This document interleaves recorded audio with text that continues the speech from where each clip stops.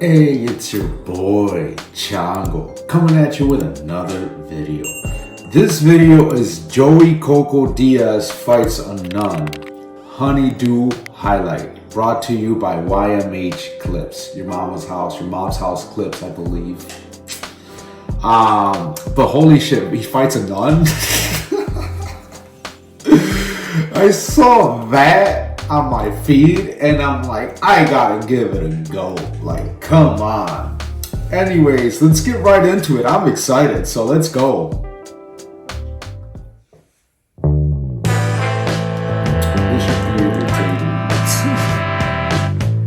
But my revenge was for that fucking nun. Like I made a decision. The one that paddled you. The one, she abused me. She poured milk on my head. She did all this shit. So what happened was, we're in the 5th grade. I don't know what class it is. She was teaching. Because you had like a new teacher come in every hour to teach you a certain subject. This dirty bitch comes in. Dirty bitch? And I'm looking at these fucking Bravo brothers. And they're crying. But at that time, I knew Nino had gotten fucked in the ass. And we had already had a plan to take down Lazarito. Me and the Rubero brothers and a bunch of guys were going to wait till he was sleeping and put like a pillowcase on his head and just beat him with everything we had. Because he did this to this kid. And their mom was having a kid. They were twins, but the mom was in labor. And they were crying. And they asked Sister Hyacinth if they could call the hospital. The phone was fucking 30 feet from the classroom, a payphone. And Sister Hyacinth said, no, wait till after the class. And they're like, but our mommy's in bad shape. We want to make sure and call. And she goes, what did I just tell you?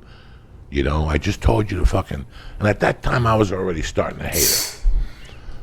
And I was already starting to get that attitude from 148th Street. I was running it down. And I looked at them straight in the face and I go, fuck her. With a little bit of volume to it. Like, it was like April. And I go, fuck her. I go, you know what, man? Your mother and your father worked really hard for you to come here. You know, I go, Jesus don't pay for the bills here. Your parents do. Like, I was already that hip. I go, get up and go make that fucking phone call. I'll get up with you. And she looked right at me. She goes, what'd you say, Mr. Diaz? And like, I told him to go make that phone call. Their mom's hurting, man. Who the hell are you?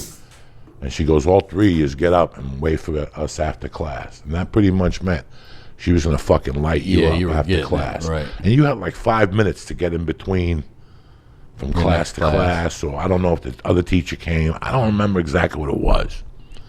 But I remember we waited in the hallway for class to finish. And then she came up. And the two kids were still crying from their mom, you know. And she's like, stop crying. You know, how many times am I going to tell you? And what are you going to have your attorney, Jose, stick up for you or something like that? And I was talking about you, yeah. And I go, listen, man, I just told them the truth. Their mom's fucking, you know. And she goes, shut up. And she like smacked me. And then she pulled Raphael's hair and just started violently smacking him. And then Nino, she started smacking him. You know, and I wrote a joke about that I pushed Nino. And no, she just attacked Nino and Raphael. And I'm like, I don't know what I said. Is this necessary? I mean, what the fuck is going on? These two kids' moms are in the fucking hospital and you're beating them up because they asked you? It's expensive to come to this fucking private school. So then she turned her attention on me. And she goes, what'd you have to say in there? And she bit her tongue and she just started reaching for me, smacking me. But I was done with it. In that school, they had a thing. If they smacked you, had to put your hands down. Oh, and take it? And take it. And just like my mother at the house, my mother had a rule. Put your hand down. Put your fucking hand down or I'll burn that fucking thing. So I would, and this particular day, I put my hands up. And she goes, put your hands down. I'm not putting them down. And she would bite her tongue. And she'd go, put them down. Put them down. And she kept pounding me. And I kept standing my ground. Like, I'm not going to fucking put them down. And then she grabbed me by the hand. She goes, get into the utility closet. And it was well known that in the utility closet is where they bloodied you up. Like they bloodied you up in there.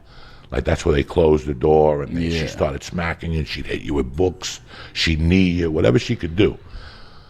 And I went to the utility, and on the walk to the utility closet, I said, this is not going to happen to me today. I was 10 years old. I knew where I came from. My mom was a tough bitch. My mom wouldn't accept this. I go, I'm not letting this nun beat me up. And we went into the utility closet. I walked in first, and she closed the door, but it never shut. And she threw me against the wall, and she just started violently smacking me. You put your hand. I kept putting my hands up, and I could feel the blood coming from my lip. And once I tasted that blood, like Bruce Lee. Oh shit! The Cuban connection. I looked at her and I said, I'm going to go for this bitch. Now, I was pretty proficient in karate. And you're a fifth grade? Fifth grade, I was a purple belt in karate with at Laranjo, whatever's father's school, Mr. Black on 98th Street. I was great with kicks. I had really good kicks. My hands were kind of weak, but I was a pussy. I was scared to fight. I was scared to get hit, but I was getting the hang of it. And I said, today, this is not going to happen. And in the middle of her smacking me, I just grabbed her. And I'll never forget, it was like metal shelves that had notebooks on it and like all school utensils. And I pushed her with her back in the middle of one of the things that was sticking out. Mm-hmm. So when I pushed her, I hit her hard. And she's like, and she goes, what are you doing? And I go, you're not going to hit me today. You know, not today. And I think I smacked her or whatever once or twice. Like, I was crazy. And then she went to push me, but she fell into a fucking, a headlock. Mm-hmm. So this bitch had me like by 50 pounds, 60 pounds, maybe 100 pounds. She was a big fat bitch. Big fat bitch. And I had her by the fucking head, and I knew that I couldn't let go. I knew that either if I let go, I had to run for that door. Hell yeah, man! You're. So I'm holding on to her, and she can't get out of this everything headlock. right there. And I'm squeezing her. I don't have it under the chin like I had. Like it was a Khabib. I knew nothing about. I knew nothing about right. choking people or nothing. I just knew about fear, what it was to be a scared little boy. And I just grabbed her. My adrenaline must have been pumping because she kept saying, "You're gonna kill me. You're gonna kill me." And I'm like, fuck it, you're dying today. I'm like, I didn't give a fuck. You know, and I kept squeezing. And then I turned her around, and she fucking kept in the headlock. She could not, I don't know how I had her. Like, I had her, I was holding on to like a fucking thing.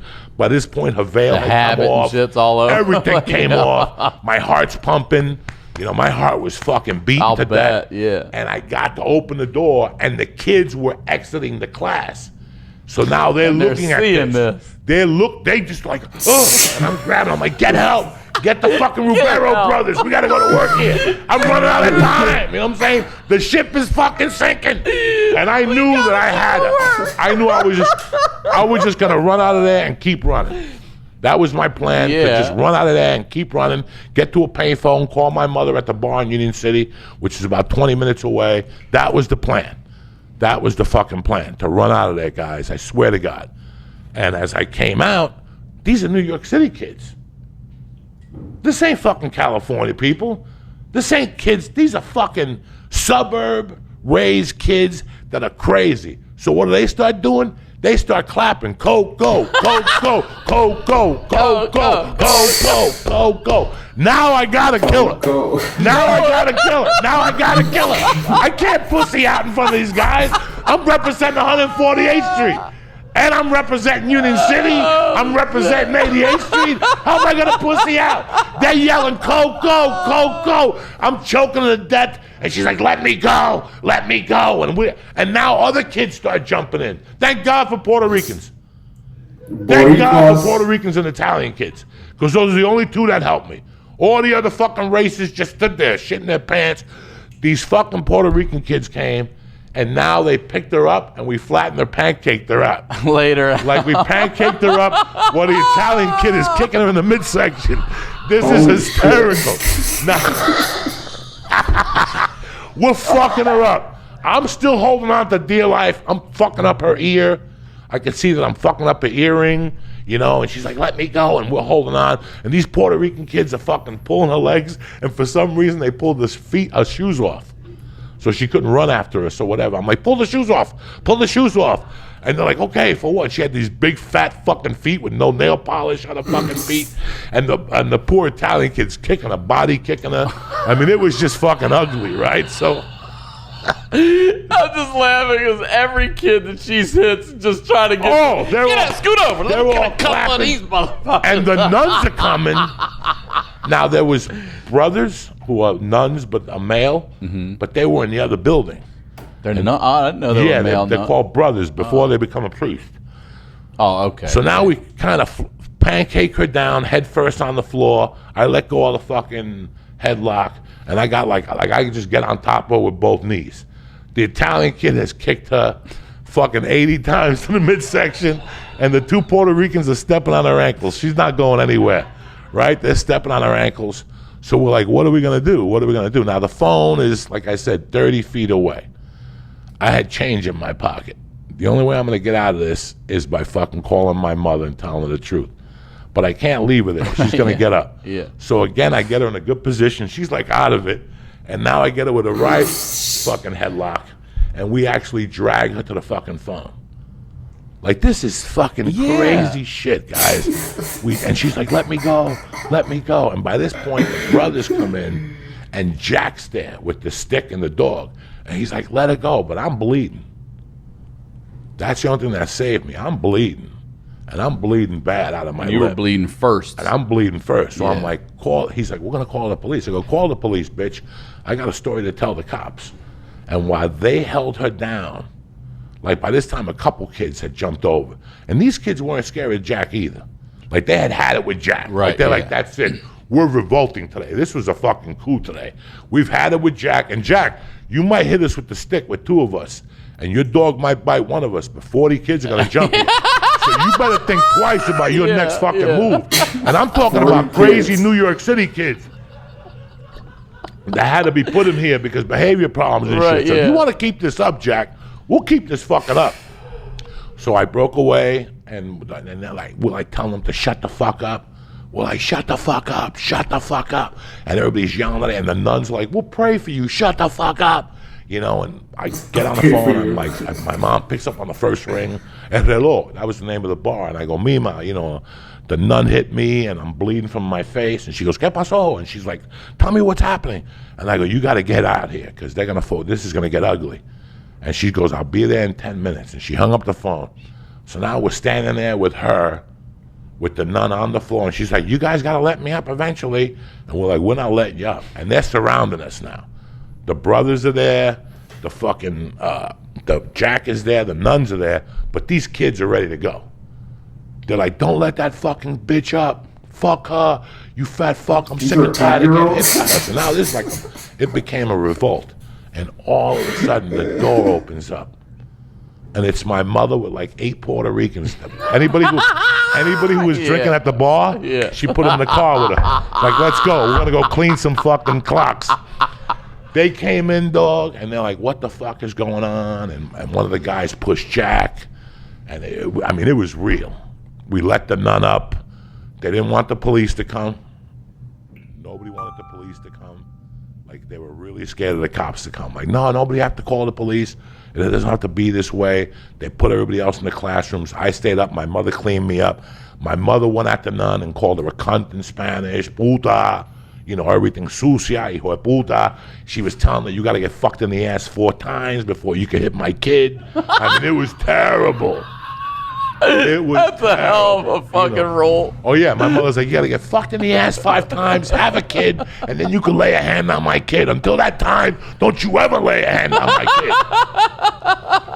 So I think a priest was a principal, and he came upstairs, and he fucking said, he sat down, and he goes, you know, Jose has been a good student. You know, he's had his eating problems or whatever, but besides that, he's okay. But how would this work? How is this going to work? Because it was like April. And I'm like, I'll tell you how this is going to work. She's not going to fucking fuck with me no more. She's never going to say those things. And I told him what I had kept secret for all those years. She hit me with a stick, and my mother's getting hot. My mother's standing up, and the 8 Puerto Ricans are holding her back, and it was ugly. So we made a fucking deal. They said, listen, he could stay in the school. She is not going to be your teacher. We will like work on you on a one-on-one basis to the end of the year. And after that, we're resolving. You go to your way, and when you go, because my mother told him, you can't throw him out. He's got nowhere to go in April. And then my mother dropped a bomb on him. My mom's like, and I want my money back for the year. In 5s. Like, I want my deposit back, but I want it in $5 bills. Like, something crazy. Like, my mom was crazy like that. And she goes, I won't leave till I get my money back. This is bullshit. I'm going to contact my attorney. They wrote my mother a check. Did they? Yeah, so I went to school a year for free. And you got to stay in school. And then you should have seen me. I was walking around like Chinese people after Bruce Lee. I was walking in there like the kids were shining my shoes. I had become a star in that school. People were fucking wiping down the table before I sat down. I didn't have to eat my string beans no more. I would just throw them out in front of them. I'd take the milk full and I'd pour it in the garbage in front of Sister Hyacinth and give it a finger. I mean, I had a bad attitude. Now I had one. I had one, you know. Holy wow. What did they say? Go, go, go, go, go, go. And shout out to my Boricua viewers, right? You guys saved the day apparently. The Italians. Shout out to the Italians helping your boy Uncle Joey out, right? Fuck yeah.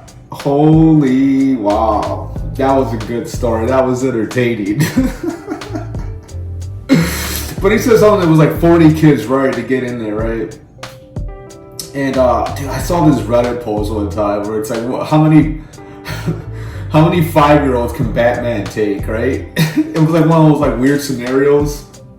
And ever since then, I've always wondered, like, how many 5-year-olds would it take to take down Batman without weapons?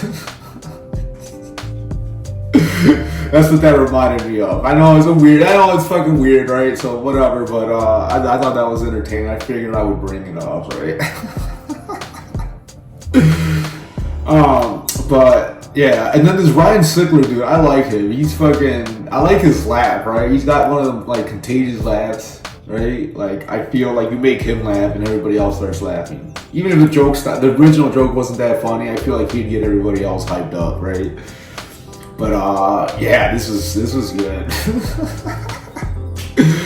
If you guys enjoyed it, go ahead and hit me up with a like. Go ahead and subscribe and hit the notification bell. Go ahead and comment down below how many kids, 5-year-olds, you think Batman can take before he gets overwhelmed.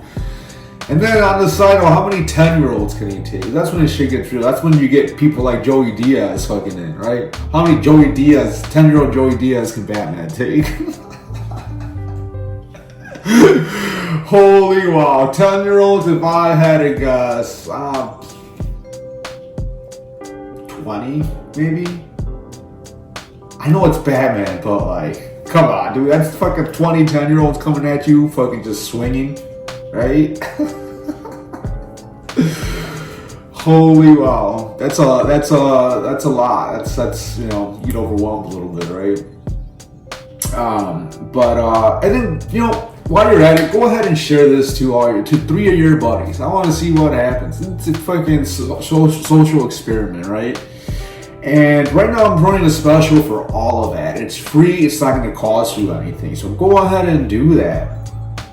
But anyways, that's all I got. You guys take care. Peace out.